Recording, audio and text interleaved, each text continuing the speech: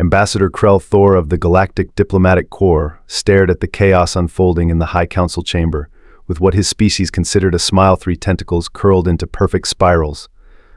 As the chamber's crystal dome amplified every panicked voice to an almost musical crescendo, he couldn't help but think that this was the most entertaining emergency session he'd attended in his 300 cycles of service. Order in the chamber. High Counselor Pax banged his gravity gavel, sending ripples through the anti-gravity field that kept the assembled diplomats floating in their designated spaces. We must maintain decorum. Decorum, squeaked Representative Blip from the swarm colonies, their bioluminescent spots flashing in distress patterns. A Class 12 Deathworld species has achieved FTL travel, and you want decorum? My great-grand propagator told me stories about their kind. They drink liquid stimulants that would melt our digestive systems. They expose themselves to radiation for aesthetic purposes. Krell'thor cleared his throat sacs. If I may, High Counselor, at Pax's nod, he adjusted his ceremonial robe of office and addressed the chamber. My dear colleagues, while the humans' imminent arrival is certainly unprecedented, perhaps we might benefit from a more measured approach. Measured approach, rumbled Ambassador Thunk of the Silicon Confederacy, his crystalline structure vibrating with concern. The last time we had first contact with a Deathworld species, they arrived in warships the size of small moons. And this human chirped Senior Diplomat Z of the Gaseous Alliance, forming worried clouds of purple vapor. They're sending just one representative? What kind of psychological warfare is this? The chamber erupted again, and Krell'thor watched as theories grew wilder by the second. The Hive Mind Collective was convinced humans could read thoughts. The energy beings were certain humans had mastered dimensional manipulation. The aquatics were absolutely positive humans could breathe in space. My friends, Krell'thor projected his voice through all 4 voice sacs for maximum authority. Perhaps we might consider that our own preconceptions are causing unnecessary alarm? After all, our long-range cultural observations suggest humans spend considerable time engaging in something called beach activities and barbecues. That's exactly what makes them terrifying, shouted someone from the back. They cook their food with fire, for enjoyment. High Counselor Pax's gravity gavel created another ripple. Ambassador Krell'thor is right. We must approach this with diplomatic precision. The first contact protocol is clear. We must demonstrate strength while assessing their intentions. Security Chief Spark, is everything prepared for the humans' arrival? The chief's metallic appendages clicked nervously. Yes, High Counselor. We've assembled our most impressive military parade, activated all ceremonial force fields, and polished every quantum cannon until it gleams.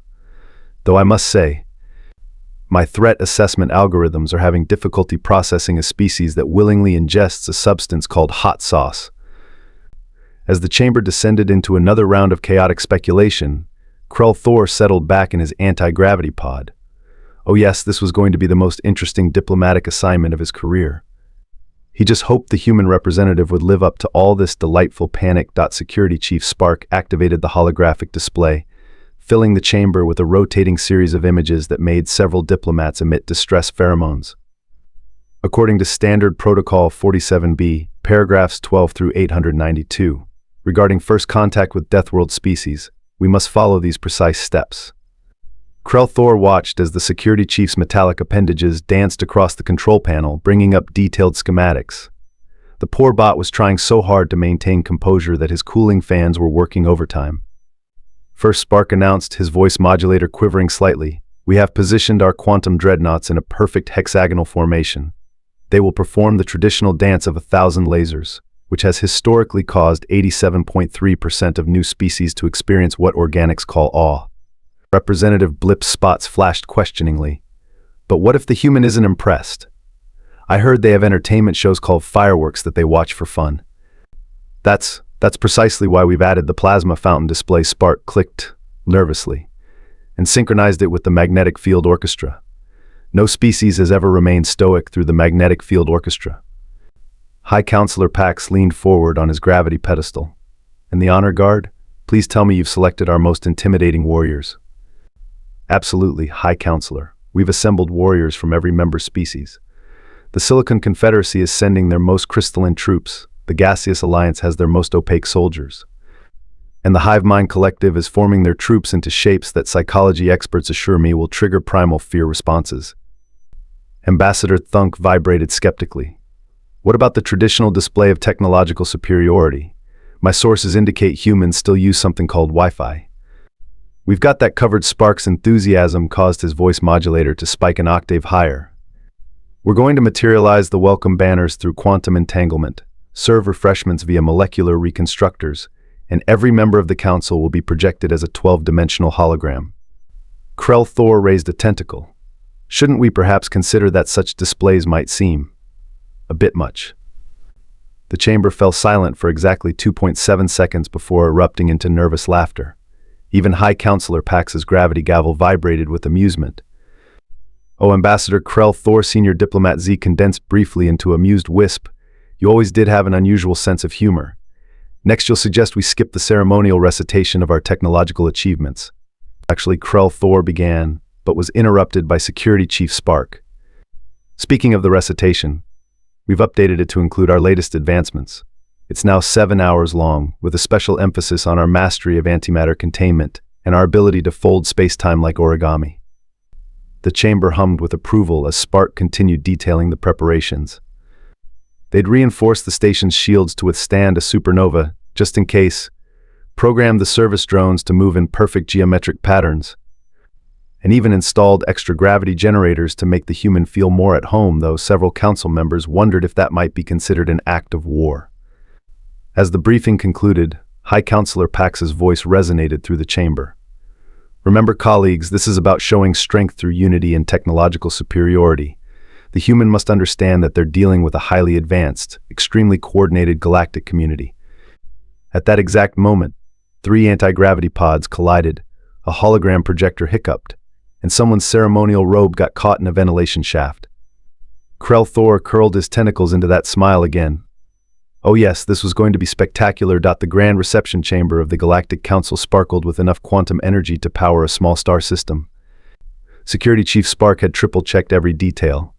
The honor guards stood in perfect formation, their various appendages, tentacles and energy fields held at precisely calculated angles. The magnetic field orchestra hummed at exactly 432 hertz. Everything was perfect.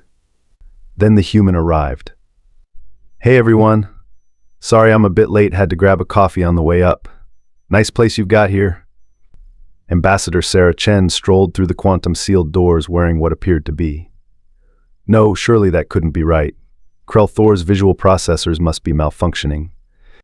The human was wearing a bright pink garment with small flowers printed on it, later identified as a Hawaiian shirt, knee-length fabric coverings apparently called cargo shorts, and on her feet were the most baffling items of all, flat pieces of synthetic material held on by a single strap between the toes. With each step, they made a distinctive flip-flop sound that echoed through the suddenly silent chamber. Security Chief Spark's circuits nearly fried. Scanning for concealed weapons, he announced, his sensors whirring frantically. Scanning for protective force fields. Scanning for dimensional pockets. Scanning for anything. Oh, sorry, Sarah held up a small metallic object. Just my phone. And I've got some sunscreen in my pocket. SPF 50, the space station equivalent of a beach. Am I right? Representative Blip's bioluminescent spots started flashing in Morse code for help. The human reached into one of her many cargo pockets and pulled out a pair of dark eye coverings. Hope you don't mind if I put on my shades. These lights are pretty bright. 3 members of the Silicon Confederacy's honor guard spontaneously crystallized from stress. High Counselor Pax's gravity gavel floated forgotten as he stared. But where is your ceremonial armor? Your diplomatic force field? Your quantum entanglement communication array? Oh, we figured keeping it casual would be better, Sarah replied, pulling a hair tie from her wrist and casually putting her hair up in what several species later described as a terrifyingly efficient motion. Really get to know each other without all the fancy stuff getting in the way. The gaseous alliance representatives began to diffuse in confusion. Krell'thor watched in fascination as Sarah bounced up to the central platform. Each flip-flop sound sent ripples of panic through the assembled diplomats. The hive mind collective was so disturbed they temporarily split into individuals. Is that a beverage container? Security Chief Spark pointed at the object in Sarah's hand, his threat assessment protocols going into overdrive. Just my travel mug. Double shot espresso with oat milk. Anyone want some? No? More for me then. The energy beings started flickering in distress patterns that hadn't been seen since the Great Quantum Collapse. We had prepared the traditional dance of 1,000 lasers, one of the protocol droids stammered, its programming struggling to cope with the situation. Cool.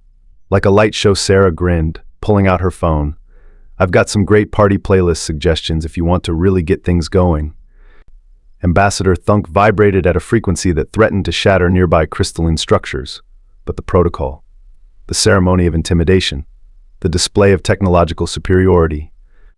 Oh man, is that why everyone's so dressed up? Sarah laughed, the sound bouncing off the quantum-reinforced walls. Look, on Earth we figured out that the best diplomacy happens when everyone's comfortable. Hence, she gestured at her outfit, casual Friday. Every day can be casual Friday in space, right? The aquatics were so shocked they forgot to maintain their water bubbles, and several diplomats had to be hastily rehydrated. Krell'thor watched as Security Chief Spark's logic circuits tried to process a species that had mastered faster than light travel but chose to wear footwear that, according to his scans, could be defeated by a sharp pebble. But, you're from a Class 12 Deathworld, someone finally shouted from the back of the chamber. Yeah, that's why I brought sunscreen, Sarah replied, pulling the tube from another cargo pocket. UV radiation is no joke, even in space. Anyone need some? It's got good reviews on Amazon. As the chamber descended into confused murmuring, Krell'thor noticed something fascinating. Despite her casual appearance, or perhaps because of it, Ambassador Chen had managed to completely disrupt every prepared defense and protocol. The most sophisticated security systems in the galaxy were useless against flip-flops and cargo shorts. He curled his tentacles into an even bigger smile. The human hadn't brought weapons or shields or impressive technology. She'd brought something far more powerful, the absolute confidence of someone who knows they don't need any of those things. Security Chief Spark's 7th weapons scan of the morning came back with the same bewildering results. But there must be something we're missing, his metallic appendages whirred in frustration. No Deathworlder would arrive completely defenseless. Sarah Chen took another sip from her travel mug, feet propped up on the anti-gravity conference table. I mean, I've got some hand sanitizer if you want to count that as a chemical weapon. It does kill 99.9% of germs. 3 different threat assessment AI is immediately crashed. Perhaps ventured Representative Blip spots pulsing anxiously. The human is using some form of psychological warfare. The documentation suggests they're masters of deception. Oh yeah, that reminds me, Sarah perked up, causing several diplomats to flinch. I brought snacks. Anyone want some Doritos? The chamber's automated defense systems activated at the sudden movement of her reaching into her cargo shorts pocket, filling the room with warning lights. Unidentified object detected, boomed the security system. Chill out. It's just chips, Sarah laughed, pulling out a crumpled bag. Though I guess the flavoring could be considered a weapon of mass destruction. These are flamin' hot. Krell'thor watched in fascination as Security Chief Spark scanned the bag, his sensors going into overdrive. It contains capsaicin and artificial colors, and something called Yellow 5. The human consumes chemical irritants. For pleasure, the Gaseous Alliance representatives swirled in horror. What kind of psychological conditioning produces such behavior? Sarah shrugged, a motion that caused the energy beings to pulse with anxiety. I mean, have you guys tried pizza? Now that's worth breaking a few laws of nature for. High Counselor Pax leaned forward on his gravity pedestal. Ambassador Chen, surely you understand our concern. Your species regularly engages in activities that would be considered extreme survival situations for most civilizations. You deliberately expose yourselves to temperature variations for recreation. Oh, you mean like beach days and ski trips? Those are the best. I actually went snowboarding last weekend. Nothing like flying down a mountain strapped to a piece of plastic. The Silicon Confederacy representatives began to develop stress fractures. You willingly slide down geological formations. Ambassador Thunk's crystalline structure vibrated with horror. For entertainment. Well, yeah, and sometimes we climb up them too. Free climbing is super fun, though my mom thinks it's a bit risky. She prefers bungee jumping. 3 protocol droids short-circuited simultaneously. Security Chief Spark's cooling fans were working at maximum capacity. The human speaks of intentionally falling from high places, attached to an elastic cord, and references it as a maternal bonding activity. Sarah nodded enthusiastically. Family adventures are great. This one time at our annual barbecue, my uncle tried to deep fry a turkey and nearly set the house on fire. Good times.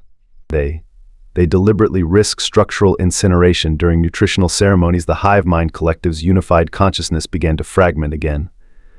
Krell'thor noticed that the more casually Sarah described typically human activities, the more the assembled diplomats seemed to panic.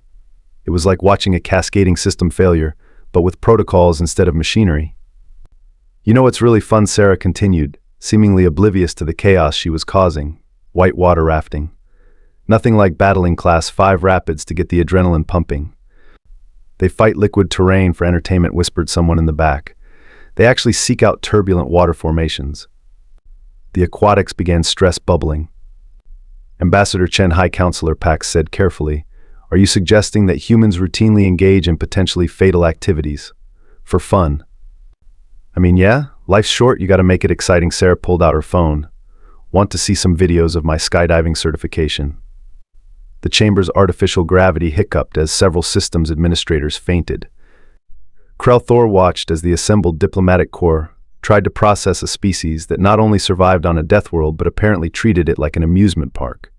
The humans hadn't needed to bring weapons to this meeting. Their recreational activities were terrifying enough. High Counselor Pax activated the quantum negotiation matrix, causing holographic trade agreements to materialize around the chamber.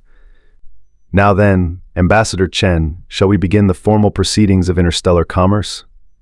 As per Protocol 7249B, we should start with the traditional recitation of economic capabilities."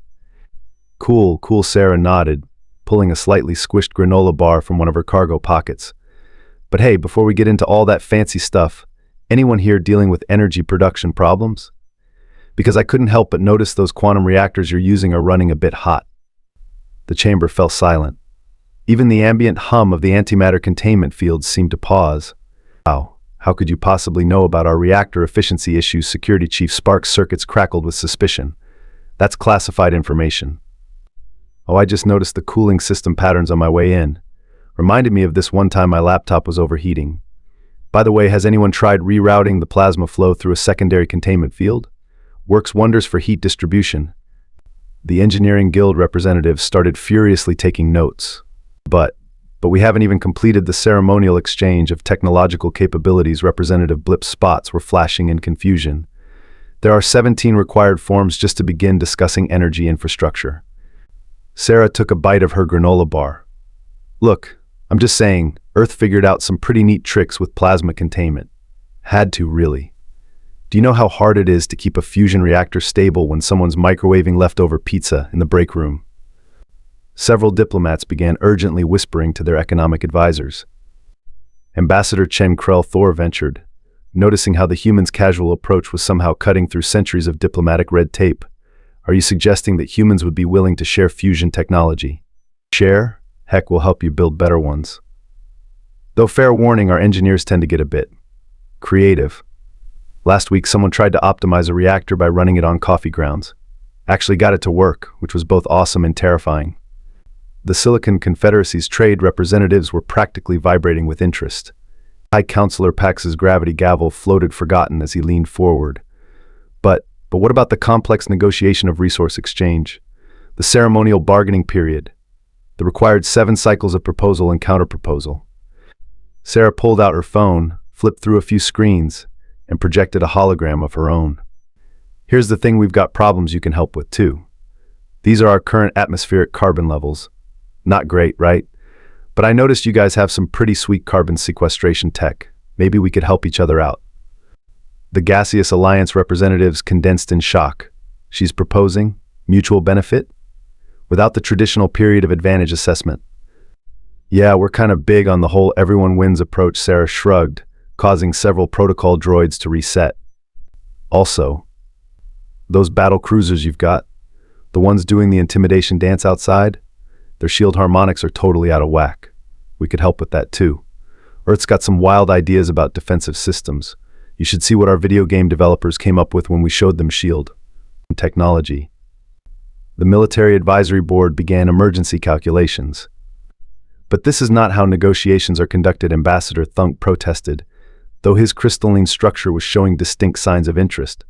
Where is the posturing, the veiled threats, the subtle implications of superior technology?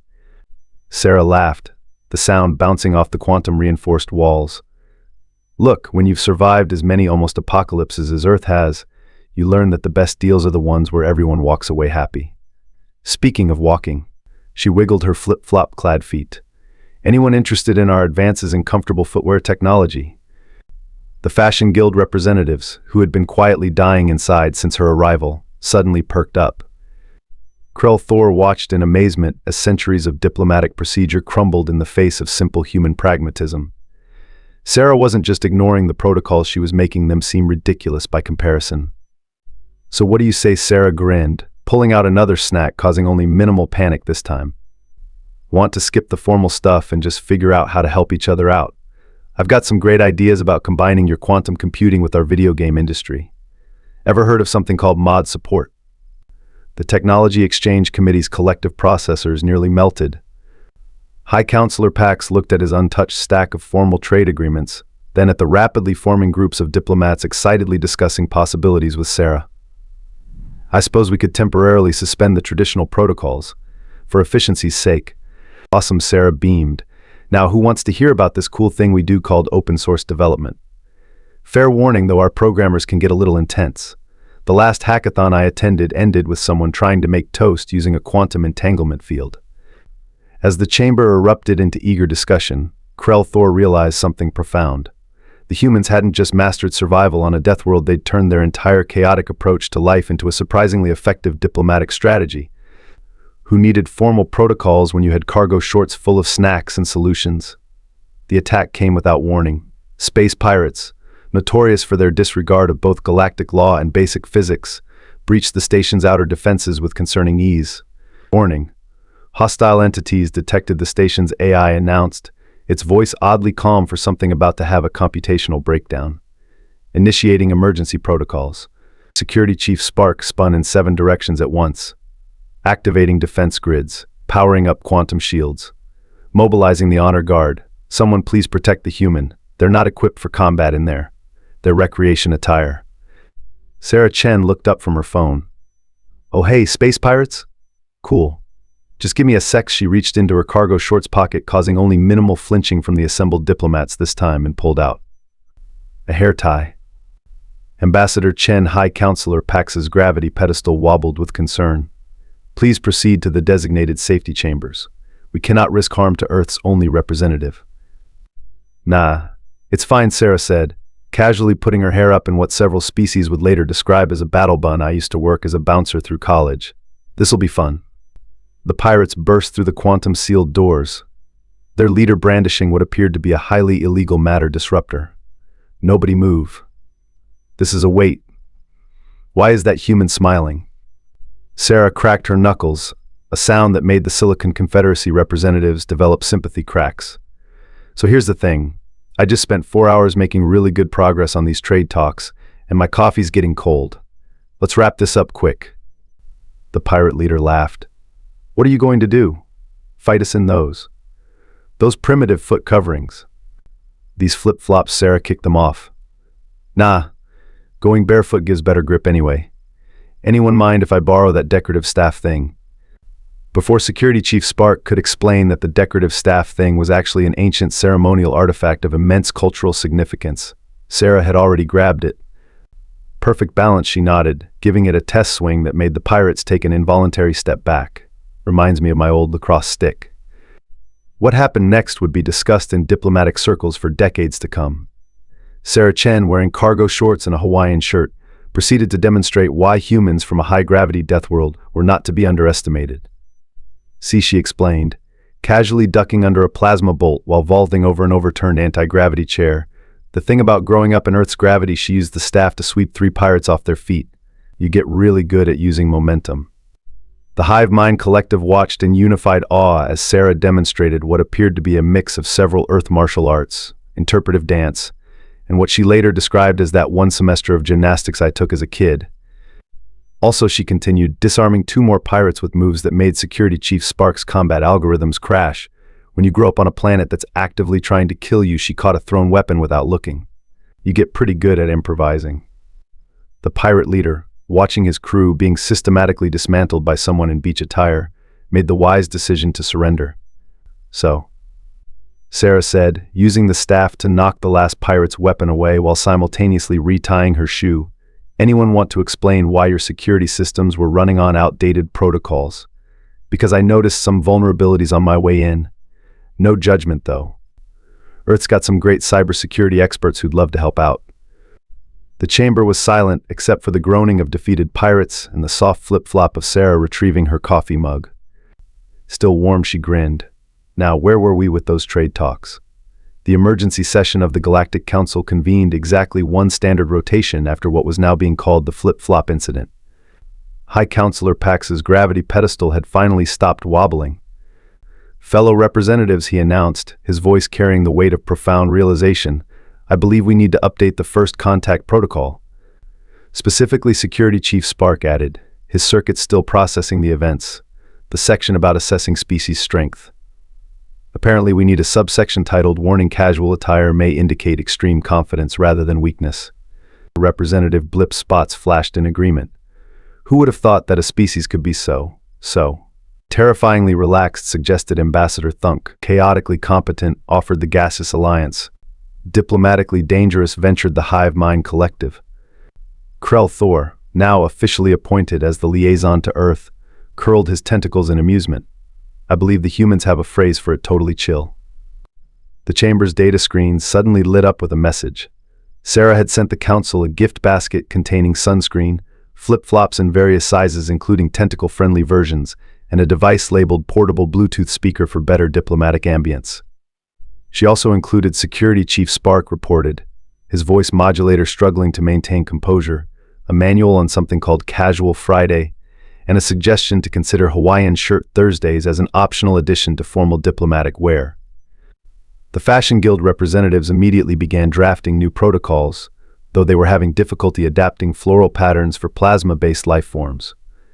Perhaps High Counselor Pax mused, looking at his ornate ceremonial robes, we have been somewhat overdoing it with the formalities. Indeed, Krell'thor agreed.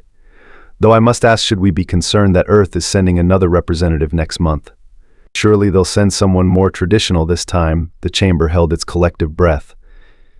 According to the brief Krell'thor read from his datapad, they're sending someone called a surfer dude who specializes in totally radical diplomacy.